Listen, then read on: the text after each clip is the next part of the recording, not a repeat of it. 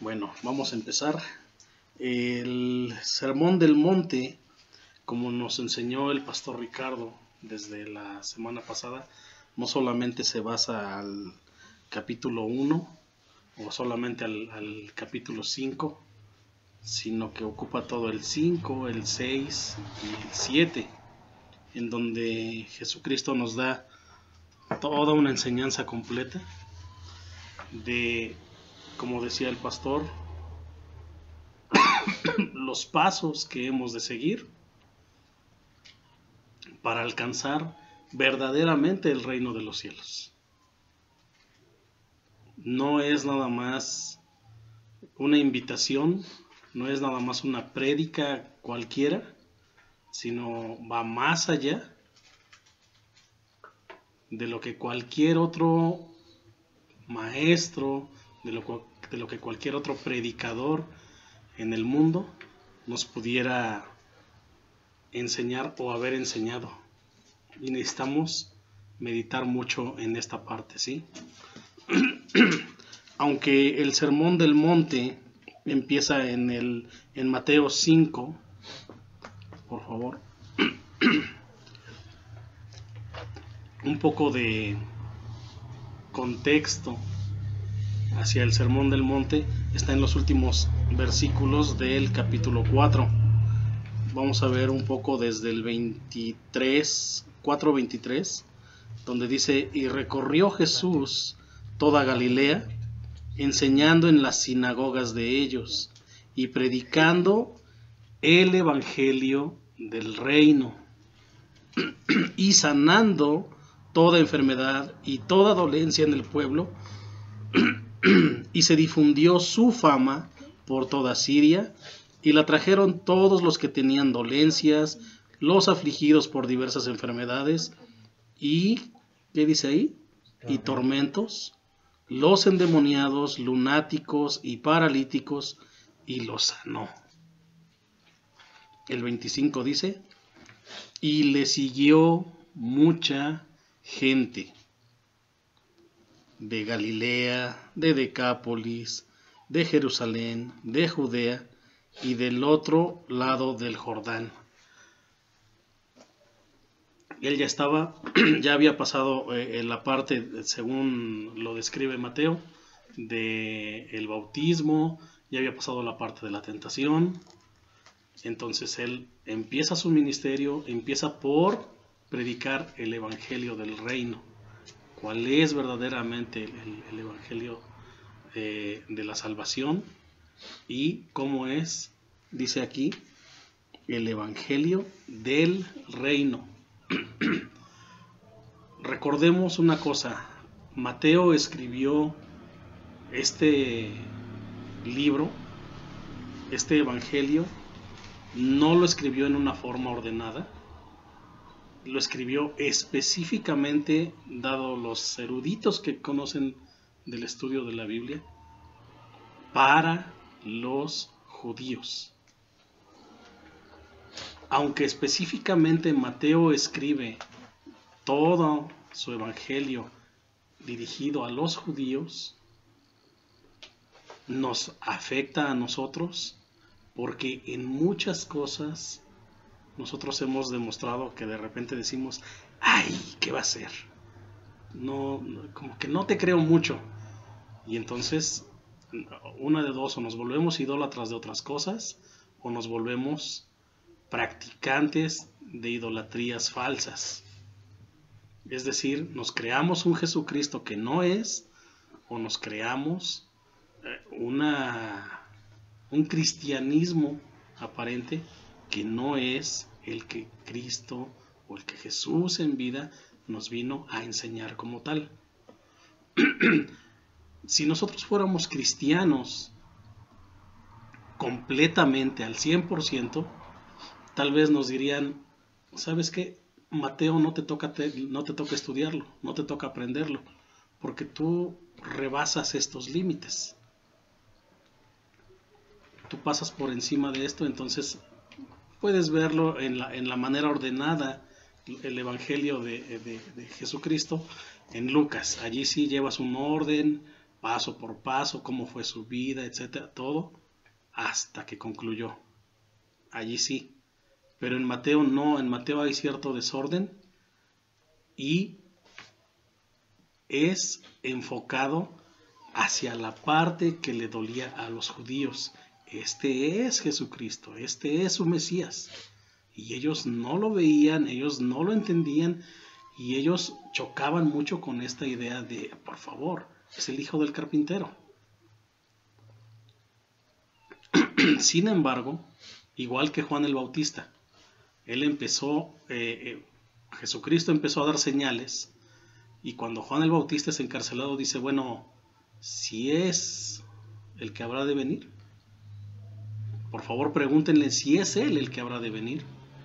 Y él le contesta con una evocación al Antiguo Testamento en donde dice que los ciegos habrían de ver, los muertos habrían de resucitar, los enfermos sanarían, etc. Y es la respuesta clara de que sí es él el que habría de venir. Hace poco me puse a ver una enseñanza de un rabino,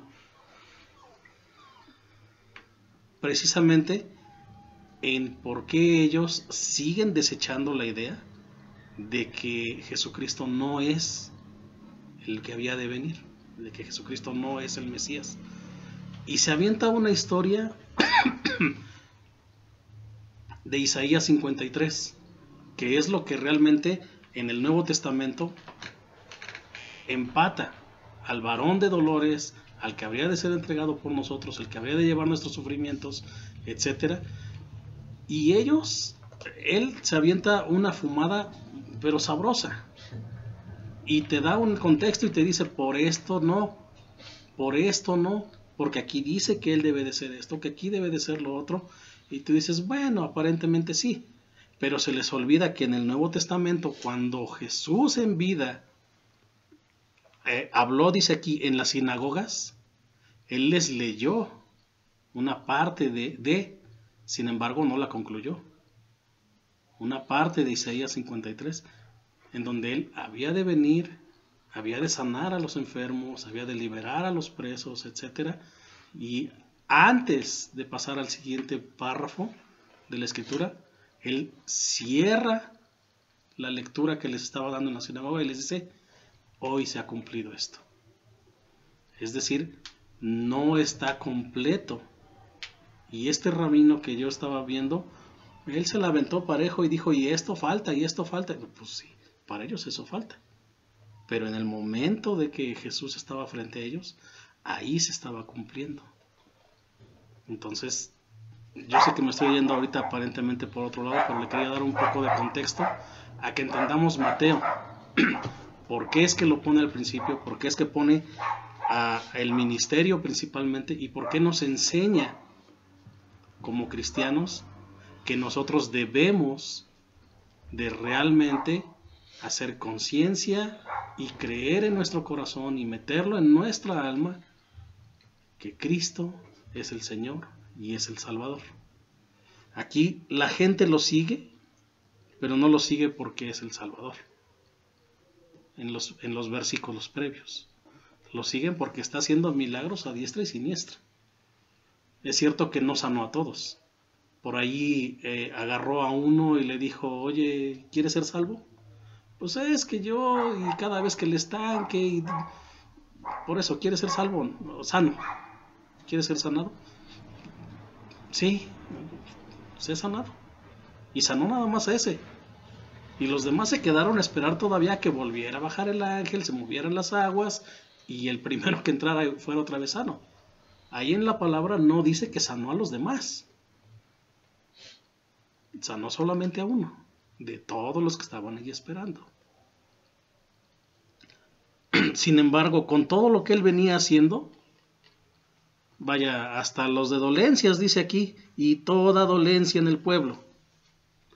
Claro que los judíos no esperaban, como nos enseñó alguna vez Andrés, a un niño, no esperaban a un carpintero, esperaban a un David, a un rey, no el rey que llegó, ¿no?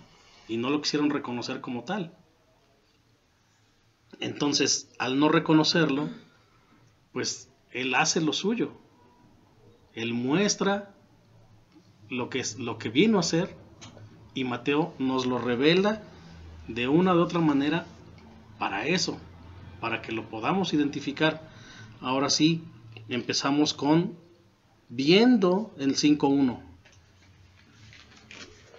Viendo la multitud que lo estaba siguiendo, por eso es que me había regresado un poco antes. Viendo la multitud, subió al monte y sentándose, vio a él sus discípulos. Vinieron a él sus discípulos, y abriendo su boca les enseñaba diciendo: bienaventurados los pobres en espíritu, porque de ellos es el reino de los cielos.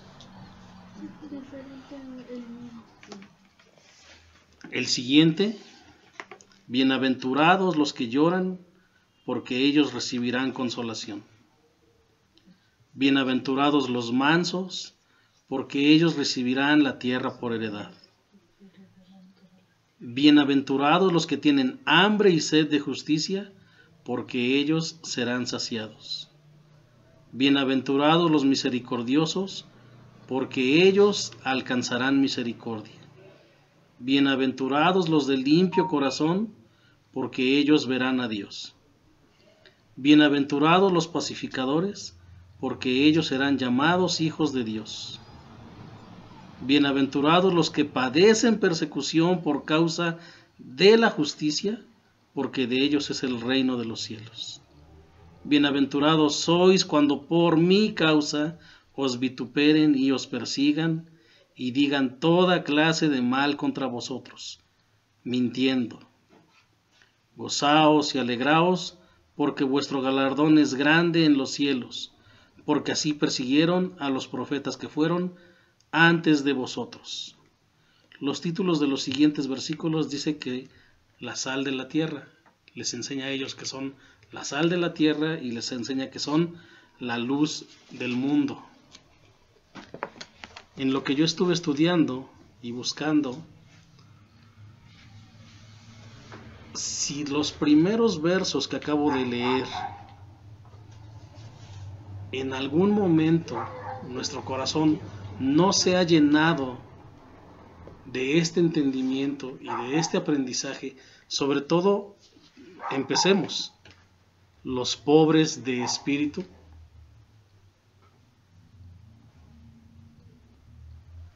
El siguiente dice, los que lloran.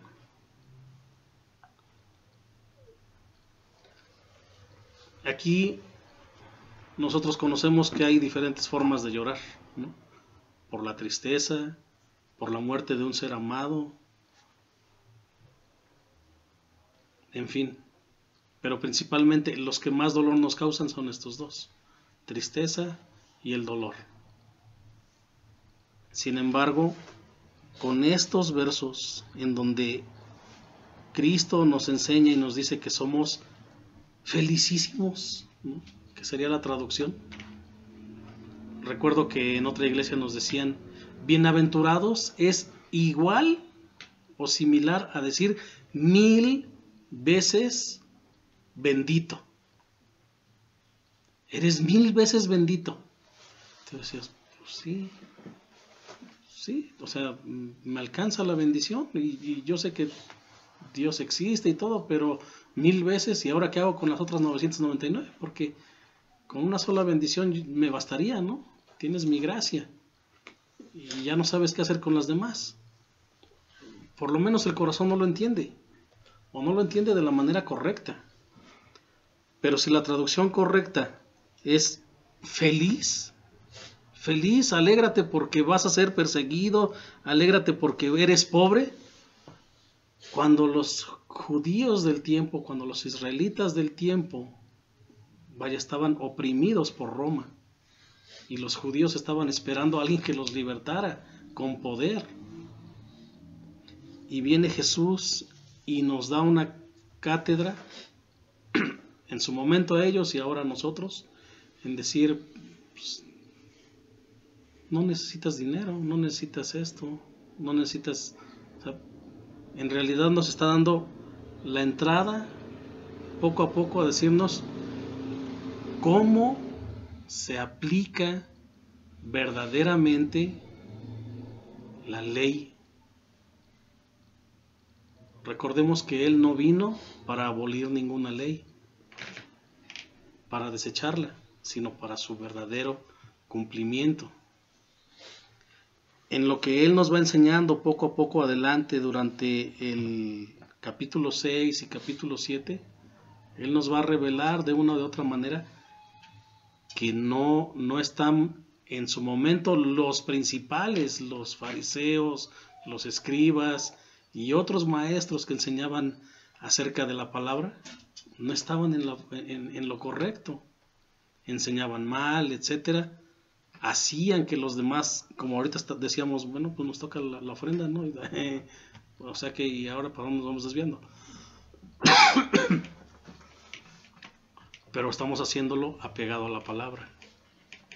Y ellos lo hacían abusando a la palabra, que es diferente.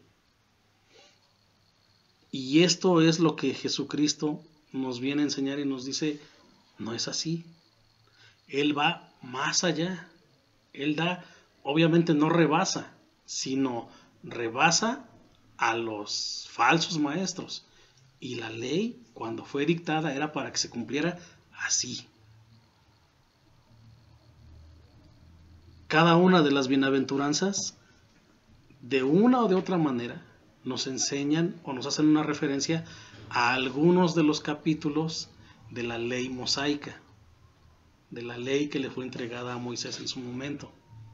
No hace falta que se vaya verso por verso de allá de Deuteronomio o de Éxodo.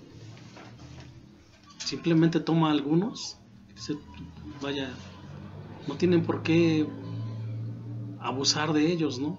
Como nos va enseñando poco a poco adelante. Pero sí dice, sobre todo los pobres en espíritu y los que lo estaban siguiendo venían por necesidades más personales o por necesidades más físicas, por necesidades más de la carne que por necesidad espiritual. Sí venían quejándose, pero venían quejándose de dolencias, no sé, se quebraron un brazo o alguno por ahí estaba enfermo de lepra, no sé. Mas de toda esa multitud que lo venía siguiendo, no lo venían buscando por un hambre de salvación. Literalmente ni siquiera sabían que existía esa opción o esa oportunidad. Igual que muchos ahora van a las iglesias que van porque dicen que por allá están haciendo milagros, que por allá hay señales, que por allá les llueven piedras, que a otros les cae polvo de oro. O sea, entonces vamos para allá todos. Y ahora vamos para acá todos. Y así se la van llevando unos con otros.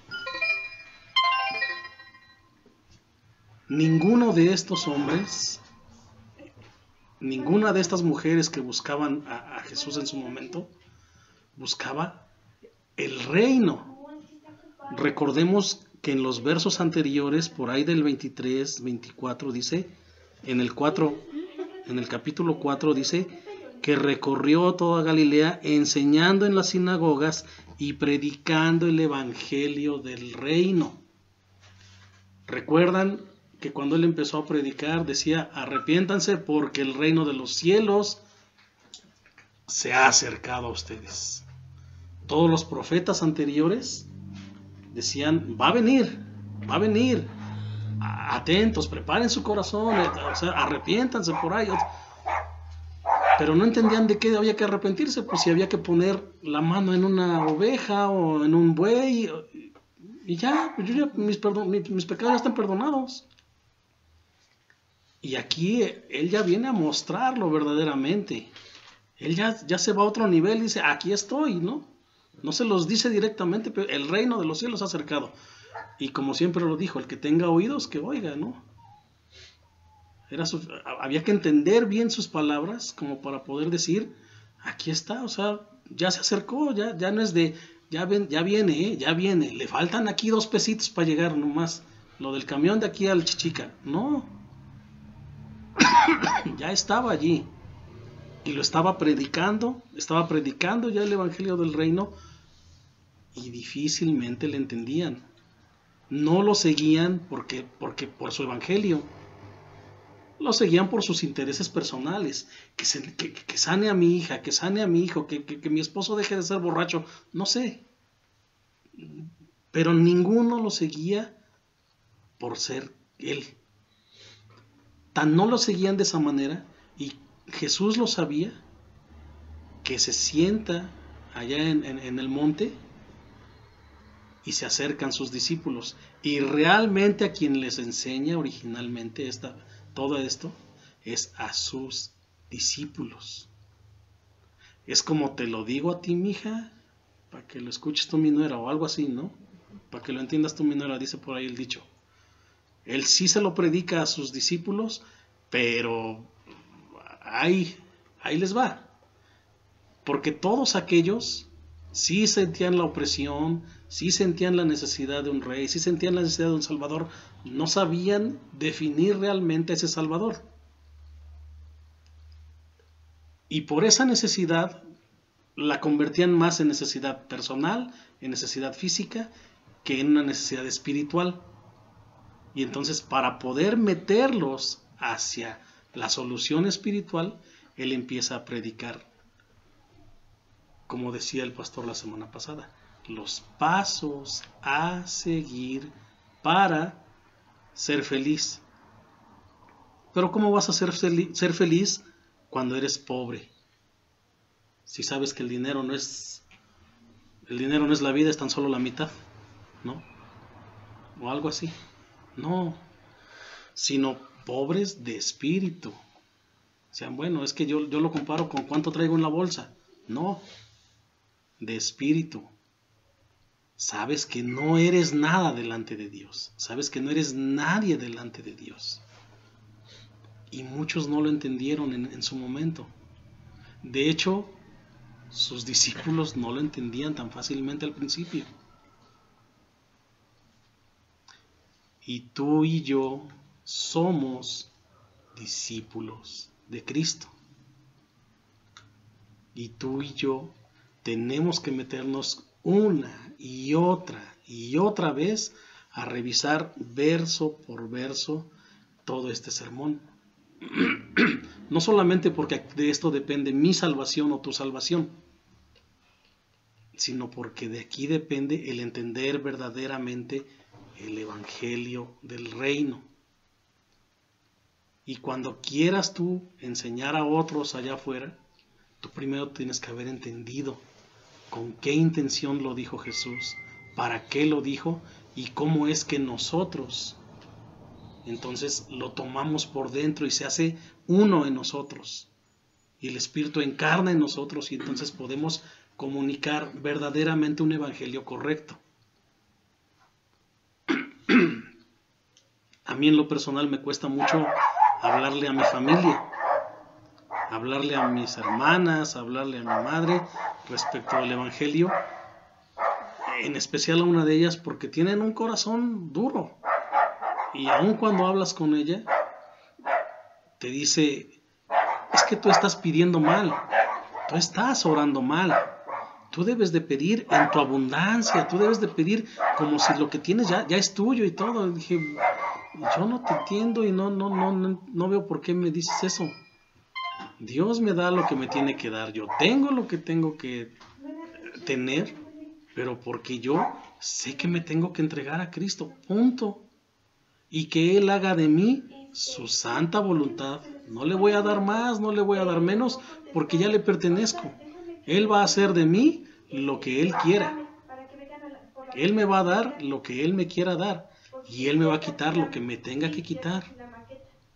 Pero tú se lo quieres enseñar a otra persona inconversa y se enredan con teologías, con teorías, y te dicen, no, es que aquí dice que tú eres 1000 veces bendito, y por lo tanto tú mereces más. Y tú dices, pues sí, pero aquí dicen los pobres de espíritu. Aquí no dice los ricos en empoderamiento. O sea que usted entréguese primero, arrodíllese ante Cristo, vuélvase a Él y dígale, yo no soy nadie, yo no puedo declarar, yo no puedo decretar, sino yo necesito que tú me salves.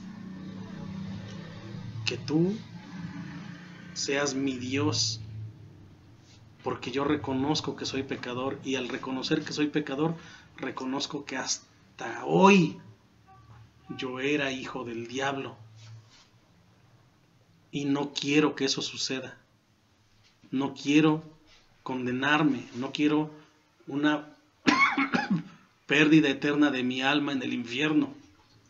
Te necesito a ti, y yo no sé cómo lo vas a hacer. Yo no sé, yo no te obligo a que lo hagas, sino me entrego a ti. Vi una frase por ahí que decía que el reino de los cielos es verdadero y que se sitúa exactamente en las puertas del infierno, porque de ahí, de las puertas del infierno, arranca a los que han de ser salvos. No que los saque del infierno, sino a los que estamos aquí. Esta es la puerta del infierno. Este mundo, esta vida, es la puerta del infierno. Y si tú no te rindes a Cristo, recuerda que tú ya eres hijo del diablo. Así que no hay mucho más que se cerró esta puerta para siempre para ti.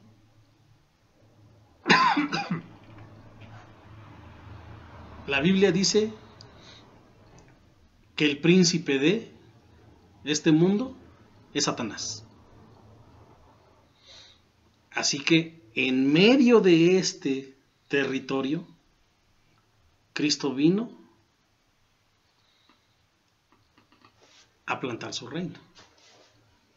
Sí, los milenialistas dicen que hasta que suceda, pero esto sucede cada vez que tú decides por Cristo, cada vez que tú te arrepientes, cada vez que tú te arrepientes, cada vez que yo me arrepiento y abandonas el pecado y te entregas a Él, porque en ese momento tú no le perteneces al diablo, aun cuando vivas en este mundo.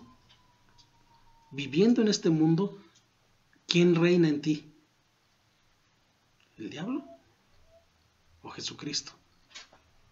No puedes tener dos reyes, no puedes servir a dos amos, dice la palabra. Tú le perteneces a uno, y o decides por uno o te quedas donde estabas. No hay más. Y en el momento en que tú decides por él, no eres transportado como en su momento Adán y Eva fueron transportados del Edén a la tierra, sino que te quedas en la tierra, pero tú ya no le perteneces a Satanás, tú le perteneces a Cristo.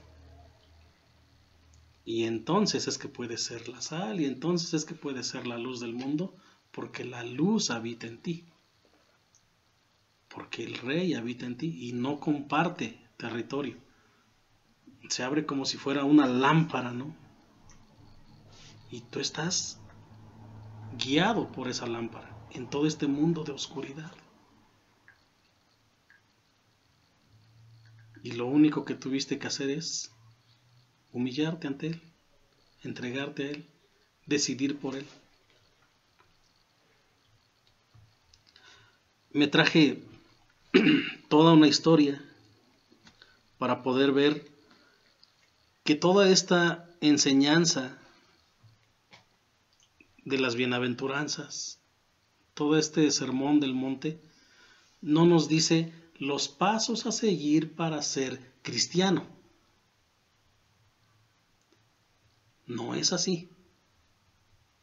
Bueno, si tú cumples con esto, con ser pobre de espíritu, si tú cumples con esto, pues si tú lloras, si tú esperas justicia, si tú vas a llegar y ya eres cristiano entonces. No funciona así. ¿Decidiste por Cristo? Entonces tú eres cristiano. Y tú te debes comportar así. No son los pasos a seguir para llegar a ser cristiano, sino porque eres cristiano, tú debes vivir así.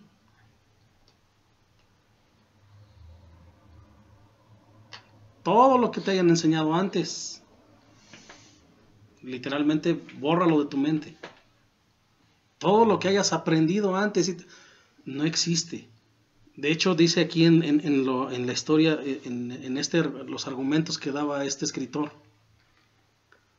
no puedes llegar al Sermón del Monte con ideas previas.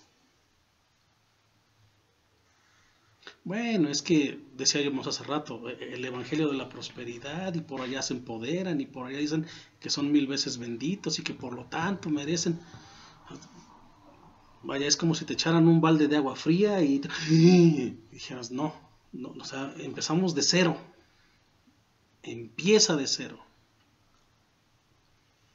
No importa si fue bueno, si fue malo, si más o menos, haz de cuenta que jamás hubieras escuchado el evangelio, que jamás te hubieran hablado de la Biblia, que jamás te hubieran hablado de Jesucristo, y empiezas a decir, hoy acepto, porque entonces ahí es donde se vuelve que realmente moriste a tu viejo hombre, a tu viejo ser, a tu vieja mujer o a tu viejo yo, y dices, así vive un cristiano. Y aquí empiezas. Aquí empiezas.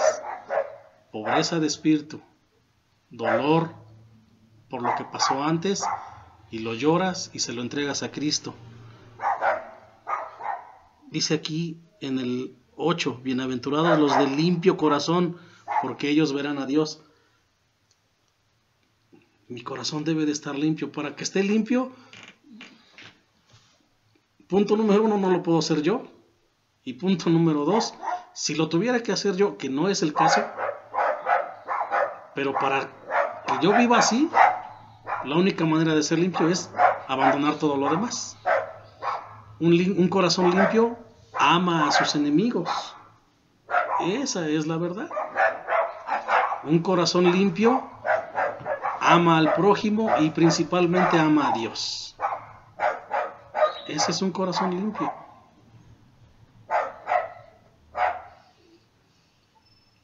No esperemos a que, bueno, es que tengo que seguir estos pasos. No, yo los tengo que vivir.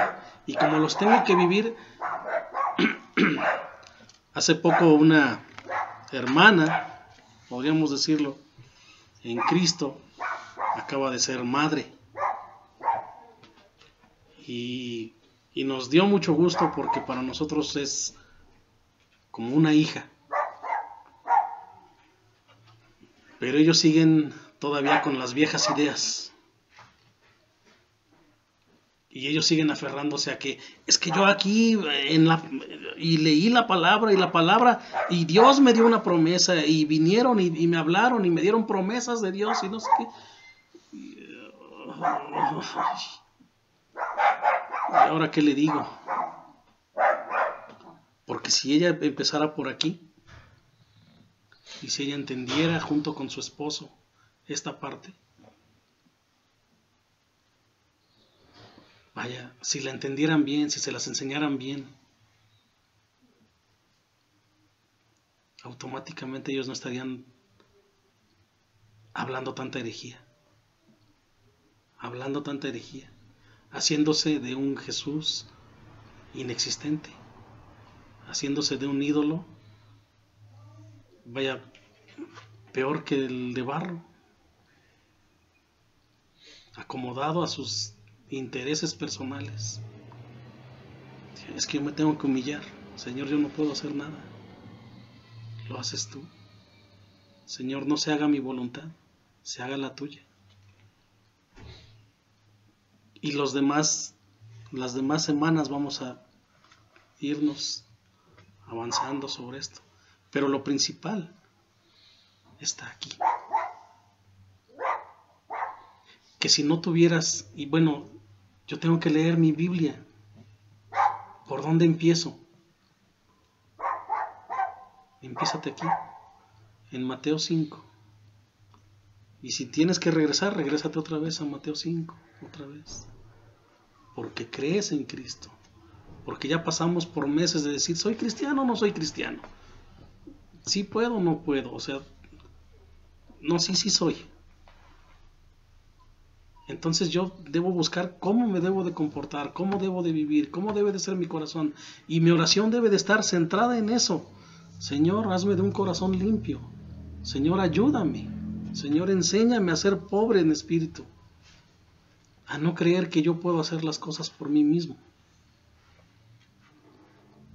Cristo mismo lo hacía.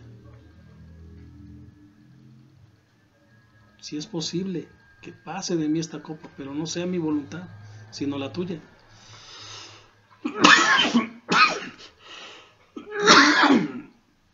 Ay. Donde abunda el pecado, sobreabunda la gracia. Cuando Pablo enseñó esto, siempre todas las demás cartas que tú vas a ver, directa o indirectamente, están relacionadas al Sermón del Monte.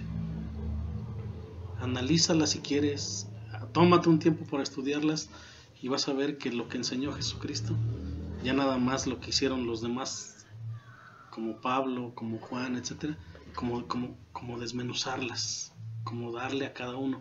Ahora esto se lo llevo a los filipenses, ahora esto mismo se los llevo a los efesios, ahora se los llevo a los gálatas. Y en la manera en que ellos no lo entienden, yo se los voy a diluir, no a que se deshaga, sino a desmenuzárselos. Esto es lo que dijo Cristo y aplica así para tu vida ahora que tú estás creyendo de esta otra manera. Iba con otros y les decía, a ustedes les toca comportarse de esta manera, y era el Sermón del Monte, solamente enseñado de una forma práctica. ¿Sí? Realmente esta enseñanza es de un nivel muy elevado y por eso a Jesús no necesitó de irse, como decíamos, ley por ley. Realmente conociendo un poco de su pensamiento, porque realmente conocemos poco, pero con ese poco, al conocer el Sermón del Monte, te das cuenta que, híjole, iba totalmente en contra de su pensamiento. Totalmente en contra, así es.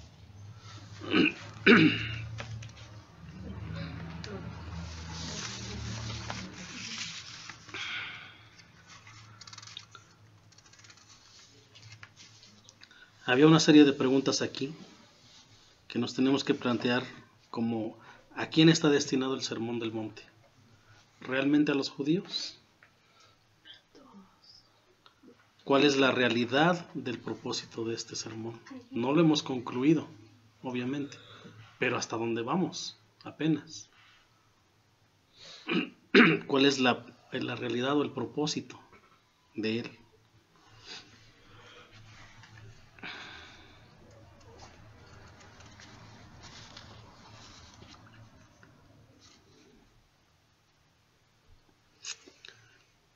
Los judíos y muchos otros en la actualidad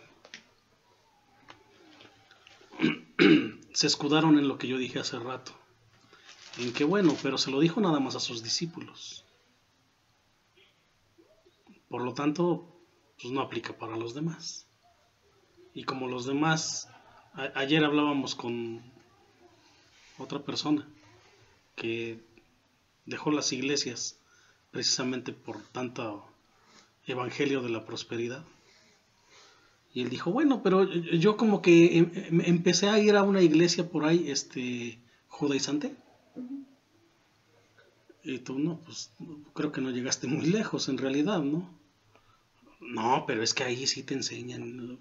Pues sí, mijo, pero directo, indirectamente, ortodoxo o no, te están enseñando que siguen esperando a su Mesías. Cristo va a volver, y eso lo sabemos. Pero de que ya vino, ya vino. No es de, no era Él. Y nos esperamos hasta que se cumpla el Apocalipsis, porque ahí sí va a venir, ahí sí va a ser Él. No, era Él. Muchos de los que se escudan aquí dicen, bueno, es que como era para ellos, pues entonces, como ni tú ni yo somos la sal del mundo, como ni tú ni yo somos la luz del mundo, que viva la vida como la queremos vivir. Y entonces podemos ir por aquí y hacer...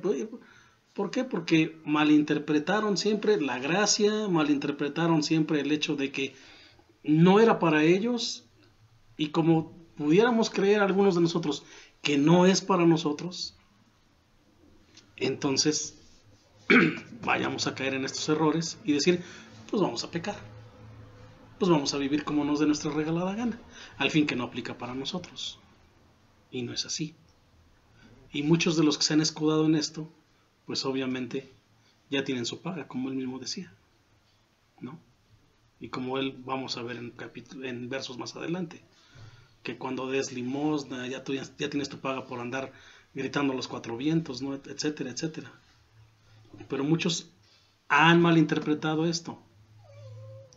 Y una de dos: crees en Cristo, crees en lo que Él dijo, y lo aplicas, y lo haces tuyo, para que sea correcto, para que sea entendible, para que sea vivir el Evangelio de Jesucristo, el verdadero Evangelio. Y al vivir el verdadero Evangelio, tú, no puedes irte a diestra y a siniestra, ¿no? Tú vas en el camino, tú eres la luz y llevas esa luz, y por lo tanto eres testimonio para muchos otros. Por el simple hecho de que te pusieras a aplicar estos primeros versos del Sermón del Monte en tu vida. Porque se va a ver. Tu fruto se va a ver por sí solo. Y otros van a llegar y van a decir, ¿qué está pasando allí? ¿Qué está pasando? ¿Qué está pasando en tu vida? Yo quiero de eso, etcétera. Y a lo mejor suena trillado el yo quiero de eso. Pero es que lo que están viviendo allá afuera, como la puerca esté revuelta o esté bañada, sigue siendo puerca. Así que de todos modos ellos siguen viviendo de la misma manera. No así los discípulos de Jesús. No así ninguno de nosotros, porque nosotros somos discípulos de Jesús. No caigamos en los errores de los demás.